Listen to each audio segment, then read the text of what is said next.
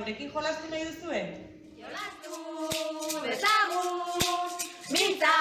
Ikastolak hirugarren urtez aurrera atera nahi duen proiektu divertigarri eta interesgarria da. Eta horretarako zuen partaidetza ezinbestekoa da. Jolastu, dezagun, mintza! Gaitezen! Zertarako? Jolasaren bitartez, familiako ohitura txiki baina garrantzitsu batzuk sortu eta aldatzen laguntzeko.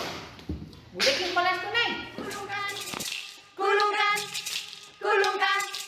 Kulunkan! Gure alderdi ezberdinetan euskara erabiltzeko ohitura handituko dugu.